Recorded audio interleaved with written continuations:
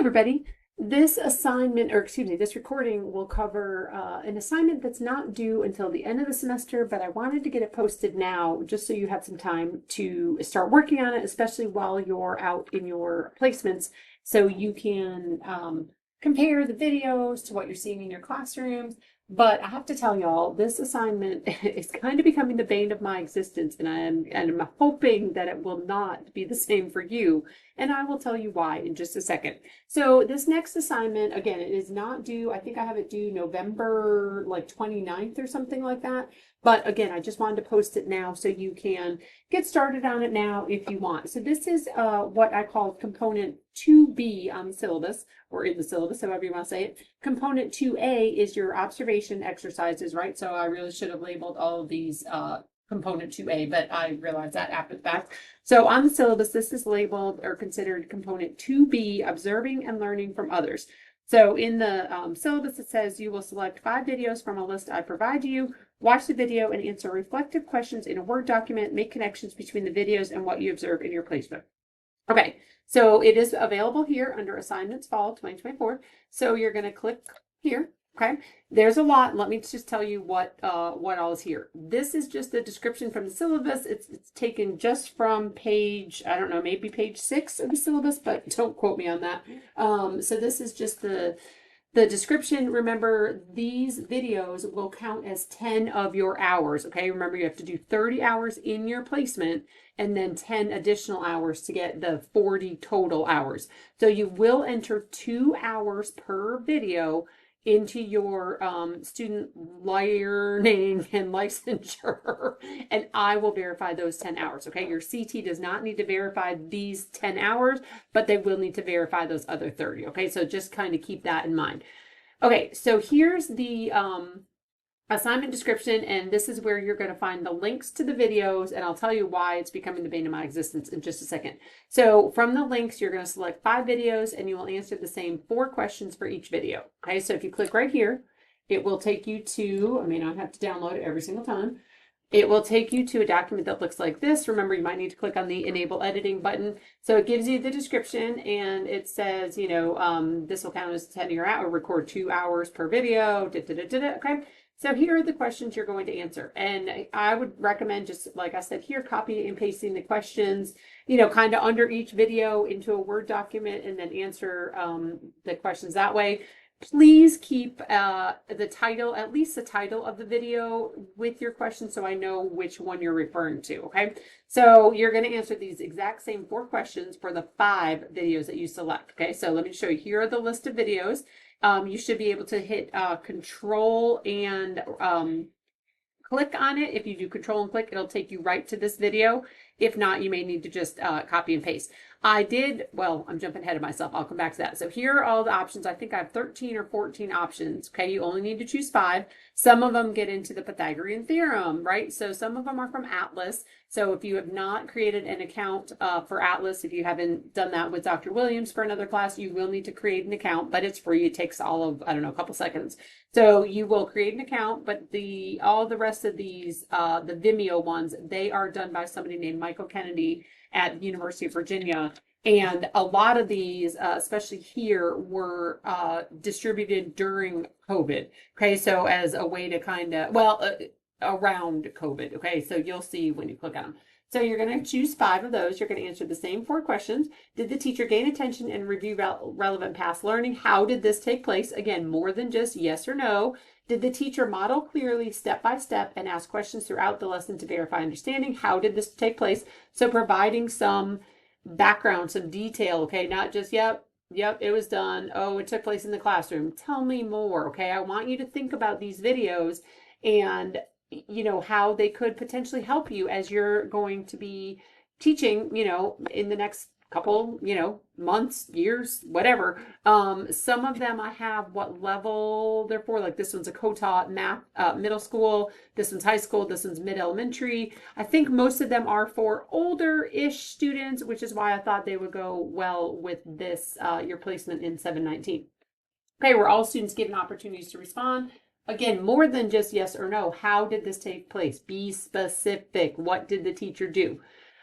Okay, this is where it's coming It's become quite a challenge.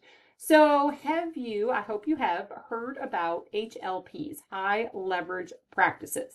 Okay. High leverage practices are something that, if you are brand new to our program, you might not have heard of them before, but you may have heard of them, from your school, from your placement, from your district. So hopefully they're not brand new. If you are brand new to our program, this might be the first time you're hearing about it, but let me tell you why it's the bane of my existence, people. So I'm going to ask for question 4. What HLPs did you see in action and how were they used? Name at least 2 HLPs. That means for each video, you need to name at least 2. Well, guess what? For some of them, one of them is already named for you because that's how they identified the video, right? So in some of these cases, one HLP is already named for you. You still will need to give me the name and number about that one. And then you need to look at this other document. So the HLPs came about in, I think about 2015, 16, and I'm going to get out of this document for a second because I want to show you why they're the bane of my existence. Okay, so in about 2015, 2016, I'm trying to see where it is. Okay, so this is the high leverage practices website. Okay, so hold on, I jumped ahead of myself again, as per usual. Let me just show you how I got here. Okay, so I came in here and I just typed in Google high leverage practices in special education PDF 2024. Okay, so notice these first couple high leverage practices from highleveragepractices.org, the Cedar Center. I think we will do something else with the Cedar Center in another class. Okay, this is from the University of Florida. And then down here about the HLPs. Okay, so you think, oh, that's all well and good, right? Well, haha, just kidding. The high leverage practices, okay, trying to figure out how to say this to make it as minimally confusing as possible because it's confusing to me. They came out in about 2015, 2016. I think on this one, it tells you, does it tell you the timeline? One of them, it gives you the timeline of how and where the HLPs kind of started. It spells out the whole entire thing, but what there are 22 practices, okay, intended to address the most critical practices that every K-12 special education teacher should master and be able to demonstrate, okay? The selected practices are used frequently in classrooms and have been shown to improve student outcomes if successfully implemented, right? Sounds all great, well and good, okay? So you can go here where it says Explore HLPs. What is listed here? It says collaboration, assessment, social emotional behavioral, and instructional. Under each of these areas, it's going to tell you, here's your HLP 1, collaborate with professionals to increase student success. Here's your HLP 3, here's your HLP 2, high leverage practice, okay? Okay, so far, so good. I'm not at the frustrating part yet. So then let's say, okay, oh, I want to look at assessment.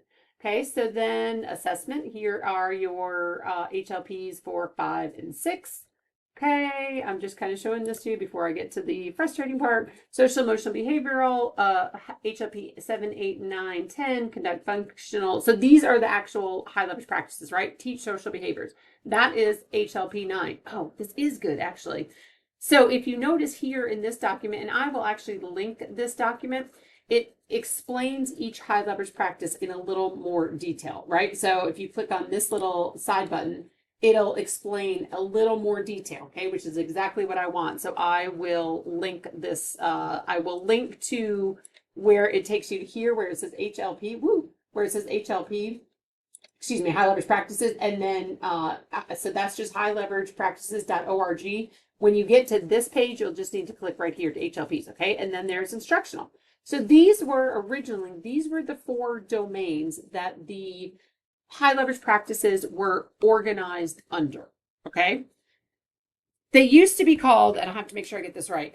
So when they were first done, the high leverage practices were called high leverage practices in special education, okay, which is this. And again, they were in those 4 domains that I just told you about: collaboration, assessment, social emotional behavioral, and instructional, right? So this is on the high leverage practices website, okay?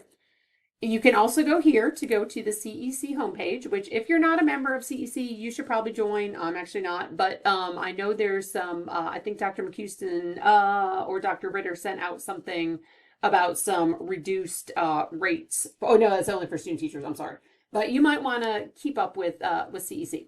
So then if you go here under CEC and you go to high leverage practices, okay, so far I'm sure you're thinking, well, this isn't annoying yet. Oh, just you wait just 1 second. Okay, so there are some practice-based learning opportunities about high leverage practices. Okay, so again, it still says collaboration, assessment, social emotional behavior, instruction, right? You're with me here. So far, so good. 22 practices, okay, just like what we've been talking about. Okay. I'm trying to stay calm about this, y'all. The powers that be somewhere. So this is the Cedar Center. Okay, just another resource. I did want to show you these resources also. So, okay, here's where it gets interesting. The high leverage practices that I just showed y'all in special education has now switched to the high leverage practices for students with disabilities, revised and updated. Okay, you with me? So now what we have here is, first of all, you can get the whole entire book, High Leverage Practices for Students with Disabilities. You can download it here, okay? You can download the whole thing. So that was in 2017, were the original ones. Here are also some videos, but you can only be members. So the ones that I have for you, you do not have to be a member of. Okay, so if you click on the revised book, and I already have it open, but I'm just going to click on it anyway. Okay, if you click on the revised book, oh, I had it highlighted for y'all too. This is the part, let me see if I have it highlighted. Yeah, here it is. Okay, so here's what I wanted to show you. HLPs revised and updated. Okay, so as I just said, the original one was called HLPs for special education. Now they have been renamed to HLPs for students with disabilities. Okay, fine.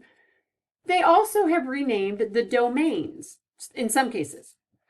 Okay, for example, the collaboration domain, which I just showed you, right, from the original version, the title remained the same. Okay, so that is still the collaboration domain, but hold please.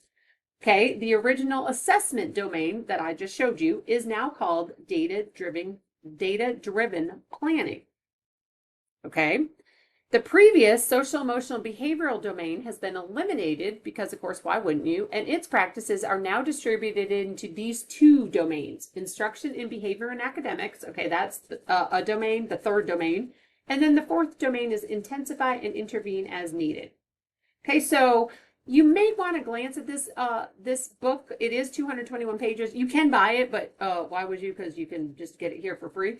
But so that's how the domains have changed. Okay, so we had they were called the high leverage practices in special education. The domains were collaboration, assessment, social, emotional, behavioral, and instruction, right? Which is what you see on the high leverage practice